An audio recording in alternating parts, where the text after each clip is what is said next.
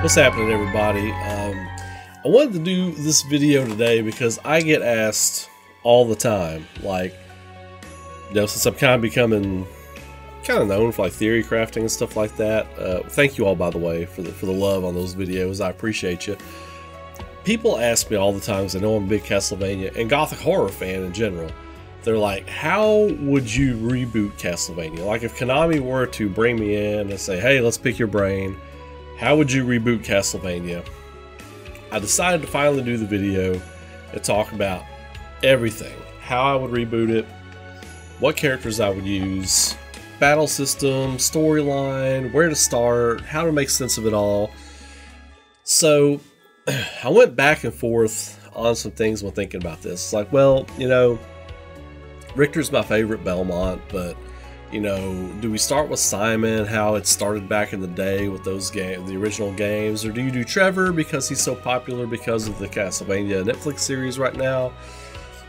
So instantly I say no on Trevor because he's been done quite a bit, and there's the Castlevania Netflix series out there right now. They're doing that story, which that's not canon, as far as the games go, but it's still interesting.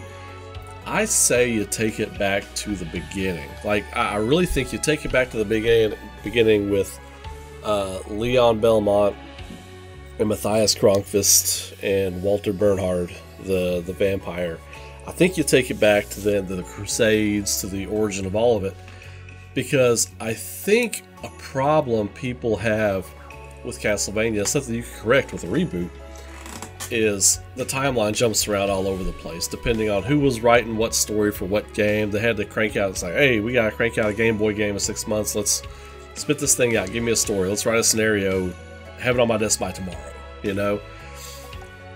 It would time jump around a lot. People would get confused. Okay, he's this guy's grandfather, or he's really this guy's grandson, and Selma Cruz, and this era that it happens in. Then you got Sonia Belmont, and she's actually this guy's granddaughter or daughter, or who knows. And I understand it gets confusing, so you just boom, start at the beginning with Leon Belmont. You start with Leon, and you invest in the character's struggle. The PS2 game Lament of Innocence tried to do this, right? It tried to get you invested in Leon Belmont, the character, his struggle, all that kind of stuff, but ultimately I feel like it failed. Like, you don't really feel invested in Leon. You get the loss, you get all this kind of stuff, you get what he goes through, but something about the way that game is portrayed and kind of knowing where it's going, like pretty soon into the game you kind of understand what's happening, what's going to happen. I think you write it a little bit differently. I think you get invested in Leon and Matthias.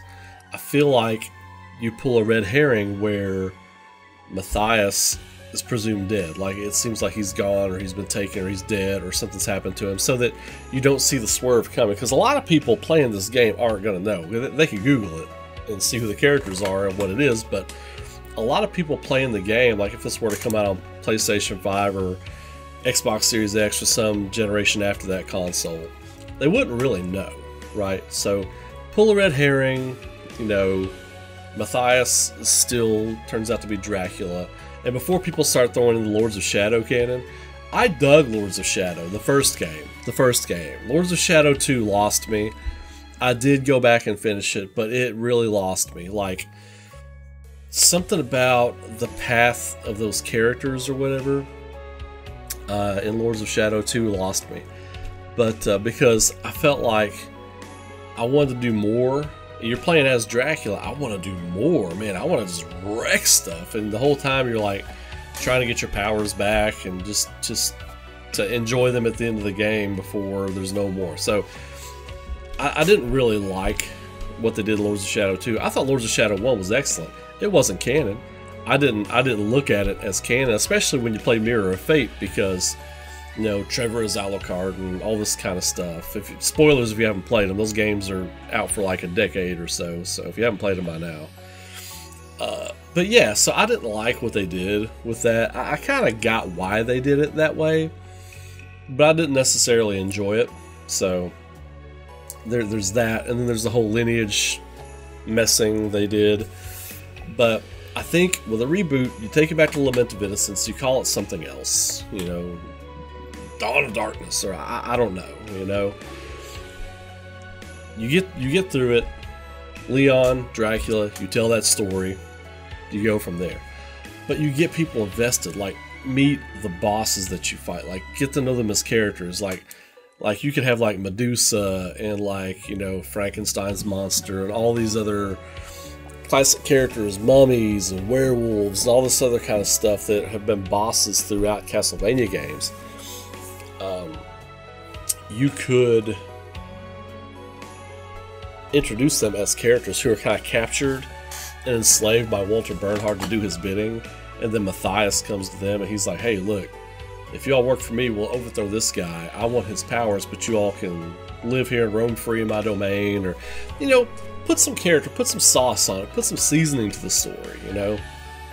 Let there be a reason why you fight these same bosses in every Castlevania game or whatever. They're loyal to this bad guy, you know, Dracula.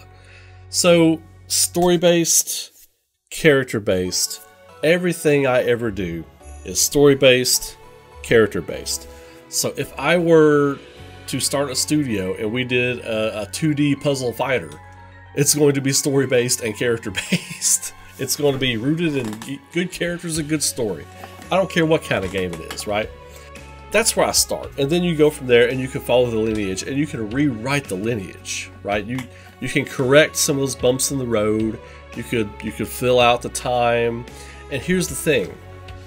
There's already a game out there, a game series that exists, however you feel about the game series or not, that does this, that goes throughout different ages and the turning points of the ages and the way things change in each age, but you also always kind of have like the same enemy, right, with different characters from this brotherhood. That's Assassin's Creed.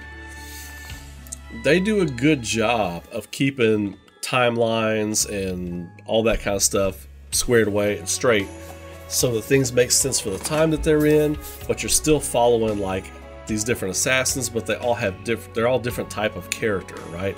My favorite assassin was Ezio.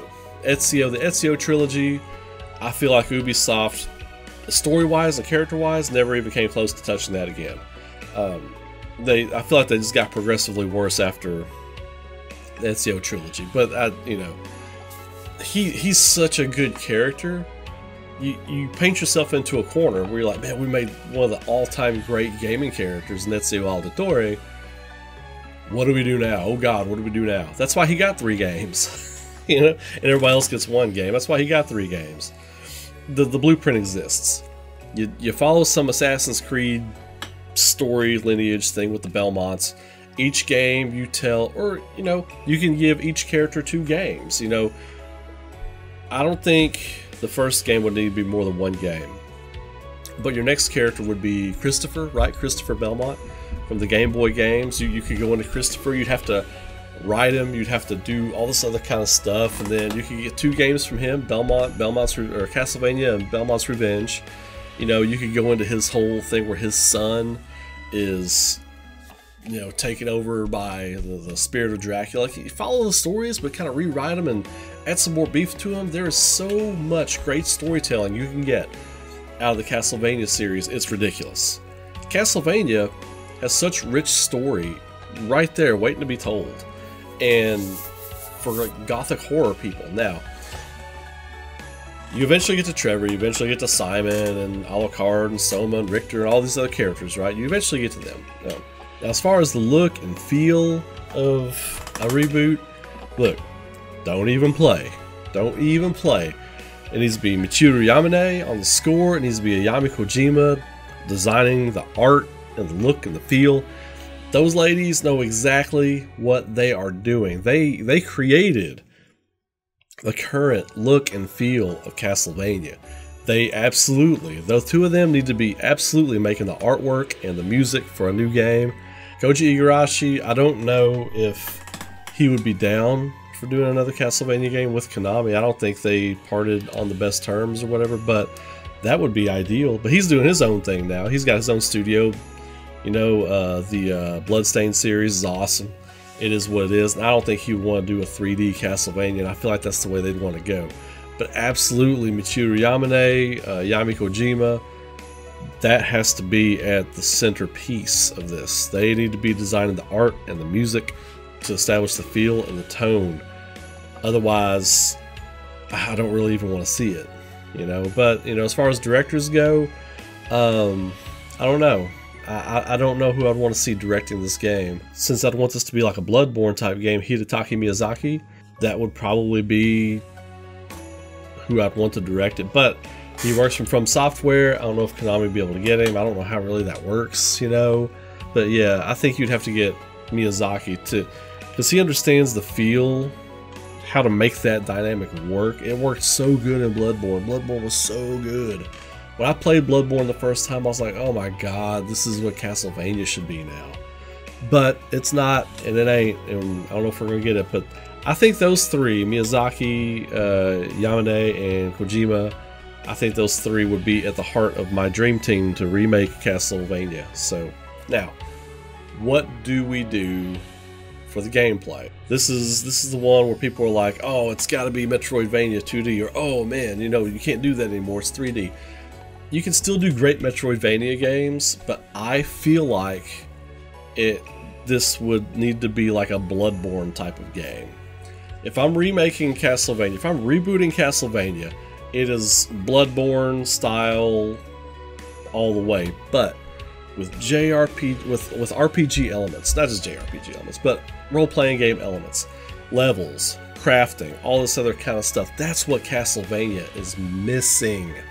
It's great that you can go find like hundreds of items you can use throughout the castle when you're going through it, but if you just give me 10 or 15 good items that I can soup up and craft new items and do other stuff and forge things, kind of like, I think Curse of Darkness kind of does that a little bit.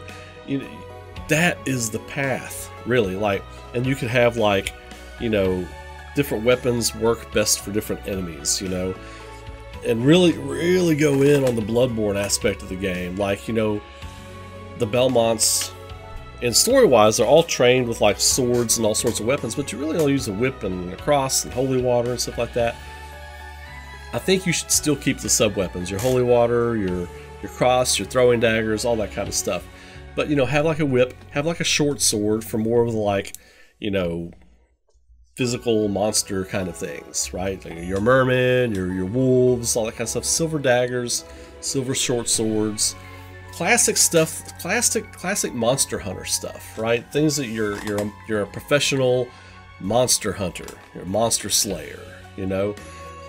You need like a different arsenal. You know, your trigger buttons could cycle through your sub weapons like your holy water and stuff. Then you could have like a different draw weapon for a whip, a different draw weapon for a sword, or, you know, each character could have like a different like backup weapon. Like your backup weapon would be like a sword or like you know, crossbow or something like that. But your main weapon is your vampire killer.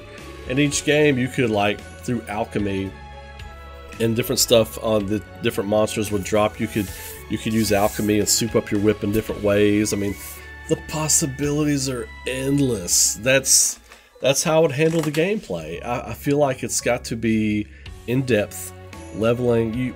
The reason I love leveling in games is because, and I love role-playing games, that's my favorite, is because it's about growth, right? When I'm playing a game, like, I want to feel like I'm accomplishing something other than just going to the next level. Like, I want to soup my character up, no matter who it is. I want them to be jacked, ready to go. If I want the option of fighting and getting the best weapons and stuff, I want to be able to do that. And as much as I love Castlevania, that's where they fall short a lot. That's why people are like, why is Curse of Darkness your favorite game? That's why. The leveling system of Curse of Darkness is my favorite in the series. And plus, it's like almost like a mini Pokemon with your little little devils and stuff that you can, because you're a devil summoner basically, or a devil forge master. And that's why I love that game so much. Castlevania Curse of Darkness should be the blueprint for how you reboot a Castlevania series. Reboot the series like that. Have like an open world aspect to it, you know, like not just be able to explore the castle, but explore the regions around the castle, you know. Characters are a big thing, not just Dracula and whatever Belmont you are, and the bosses in the castle. Other characters. Another thing I liked about Lament of Innocence was Ronaldo Gandolfini. He was a great character. I loved that character. The performance, the voice actor of that character I really dug. And some of the other characters in Curse of Darkness, you had Zed, you had eventually, you had Death. And some of the other sub-characters they had in there were just great. Saint Germain. Saint Germain, you all know from the Netflix series, he was from Curse of Darkness. He was a Curse of Darkness character. When that poster first dropped for the Netflix series, I was like, oh my god, it's Saint Germain. They're doing Curse of Darkness. They're doing the Curse of Darkness storyline. And they're putting their toe in the water of the Curse of Darkness storyline. Whoever's writing, Warren Ellis was writing it, but whoever is in that writer's room, basically. Now, I don't think Warren Ellis has played Curse of Darkness. I don't know. He may have. But whoever's in that writer's room has played Curse of Darkness. You can tell by watching that Netflix series. That's why I dig thematically that series. But some of the character stuff, like, I don't like that Trevor Belmont's like, he talks like he's a swashbuckling pirate. I'm like, you made him Jack Sparrow. I mean, come on. He's like a different type of character. Anyway, I could go on and on about that. But anyway, that's how I would reboot Castlevania. I would go heavy on story and characters, really invest in the characters and in the story, and I would start from the beginning. So you see how this whole feud begins, and then every 100 years, for whatever reason Dracula comes back, or when he comes back, or I think he should be changed each time. I think he should be like, well, this didn't work last time. There should be a period of him becoming cohesive, and you should see cutscenes of him talking to his generals and, whatever it is that he has to do to reacclimate himself to what's going on with the current times, and, knowledge, and how does he absorb this knowledge. Really go into that character, not just be the thing you fight 3 forms of at the end of the game. Really go into that character and the psyche of that character. You could do a lot with it. You could do a whole lot with it. So as far as stories and characters, you start with I almost said Leonardo. Leon and Gandolfini. Leonardo. Ninja Turtles, man. He's going to be a Ninja Turtle in the Castlevania game. That'd be dope. That'd be kind of dope, actually. But no, you start with Leon. You start with Matthias, Walter Bernhardt, Ronaldo Gandolfini, the tragedy of Leon Belmont and his beloved, and Matthias Kronfist, his tragedy too, So there's a lot of meat on the bone.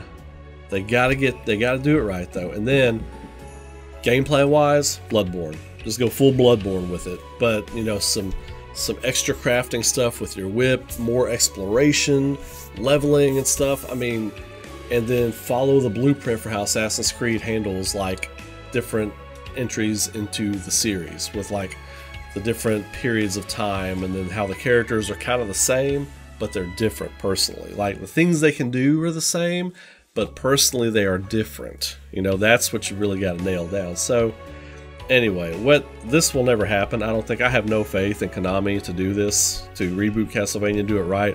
They'll just smash out some mobile games with all of your favorite characters in it and some trash like that. But this is what I think. There's a lot they can do. There's a lot of meat on the bone. Whether they get to it or not, I mean, who knows? It does not bode well for the series. I hope somebody else buys it. I hope somebody buys it at some point. But anyway, y'all have a great night. Keep rocking. Be safe out there. Be good to each other. And I will see you all in the next video.